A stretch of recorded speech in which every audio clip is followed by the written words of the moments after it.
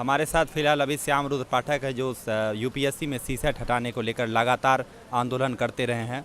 तो श्याम रुद्र पाठक जी से हम पहला सवाल यही पूछना चाहेंगे आपसे कि अभी अब 3 दिन ही बचा है सिर्फ यूपीएससी के एग्ज़ाम में, तो अब आप छात्रों को क्या कहना चाहेंगे इस मुद्दे पर? हम ये कहना चाहेंगे कि सरकार का जो तानाशाहीपूर्ण रवैया है, हठीला रवैया है, दुराग्रहपूर्ण रवैया है, उन्होंने हमारी कोई मांग नहीं मानी और परीक्षा की तिथि नहीं बढ़ाई, ये दुर्भाग्यपूर्ण है। और जिस प्रकार उन्होंने हिंसा का सहारा लिया आंदोलन को चलने के लिए, ये भारत के इतिहास में बेमिसाल है।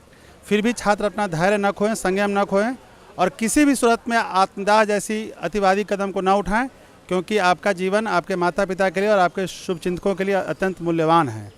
और ऐसे ही सार्वजनिक संपत्ति को आप क्षति अगर पहुँचाते हैं तो इससे देश का ही अहित होता है, मंत्रियों को उससे कुछ बिगड़ता नहीं है। और किसी भी बेकसूर को हमारे आंदोलन से कोई हानि नहीं पहुंचनी चाहिए, इस बात का ध्यान रखें। तो ऐसा कहा जा रहा है कि कुछ तबके के बीच में या कहीं से आवाज़ आ रही है कि आपकी जो मांग थी यूपीएससी में सीसेट हटाने को लेकर, अनुवाद को लेकर, उसे शायद सरकार ने मान लिया है। तो इस मुद्दे पर आप क्या कहना चाहेंगे? ये बिल्कुल भ्रम फैलाया जा रहा है। सरकार ने केवल सीसेट में 20 अंक का जो होता है अंग्रेजी कॉम्प्रिहेंशन, वो हटाया है। तो एक लॉलीपॉप देके एक मुद्दे को एक प्रकार से भ्रम फैला रहे हैं। हमारी जो मुख्य समस्या इसमें है वो ये है कि 80 अंक का जो कॉम्प्रिहेंशन है वो मूलतः अंग्रेजी के गद्यांश होते हैं और उसका हिंदी अनुवाद कराया जाता है, जो हिंदी अंग्रेजी दोनों ज़्यादा कठिन होता है। तो या तो ये पहली बात तो ये प्रतिभा के मापने का पैमाना ही सही नहीं है। पर अगर आपको रखना है कॉम्प्रिहेंशन तो हिंदी वालों को मूल हिंदी का परिच्छेद दिया जाए, हिंदी के पुस्तकों से दिया जाए। एक ये है। दूसरे में कि इसमें गणित और तर्क शक्ति परीक्षण का जो 80 अंक है ये बहुत ही असंतुलित है।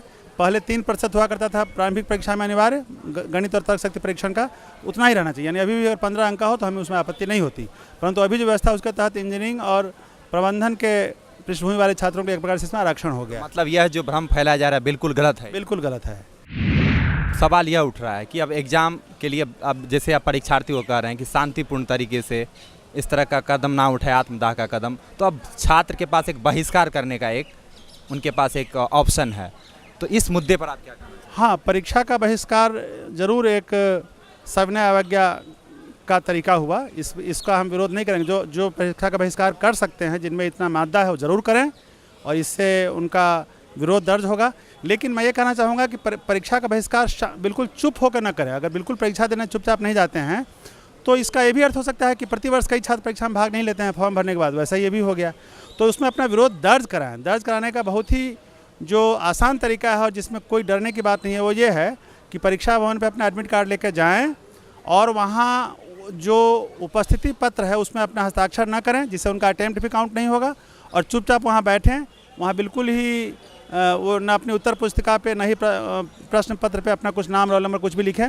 चुपचाप वहाँ बैठें और जब उनको बाहर निकलना संभव हो तो बाहर आएँ। बस इसी प्रकार से अच्छे तरीके से बहिष्कार करना चाहिए। जो आंदोलन चलाते रहे हैं यूपीएससी में सीसेट हटाने को लेकर, तो उसका अब क्या आगे का प्रारूप क्या होगा? ऐसा है कि सत्य की आवाज़ कभी भी पूरी तरह से उसका सत्य का गला घोट नहीं सकते हैं। तो ये नरेंद्र मोदी सरकार जो है वो अघोषित आपातकाल देश में लागू करके चाह रहे हैं कि अन्याय को आगे बढ़ाया जाए, अन्याय की जो व्यवस्था है उसको लागू रखा जाए। तो ऐसा नहीं है, जो असत्य के खिलाफ जो आवाज़ उठी है वो बंद नहीं होगी, वो आगे किसी न किसी में फूटेगी, स्फुटित होगी। पर हम भविष्यवक्ता नहीं हैं तो हम ये कह नहीं सकते। हम ये कह सकता हूँ कि मैं अपने व्यक्तिगत स्तर पे इसका प्रयास करूँगा, लेकिन समाज किस रूप में आएगा केवल मेरे चांस नहीं होगा ना, समाज के लोग भी इस पर अपना रुख लेंगे। तो मैं इतना दावे से कह सकता हूँ कि इस अन्याय का खात्मा कभी न कभी होगा और ये जो छात्रों ने अपना पसीना बहाया है वो बर्बाद नहीं जाएगा।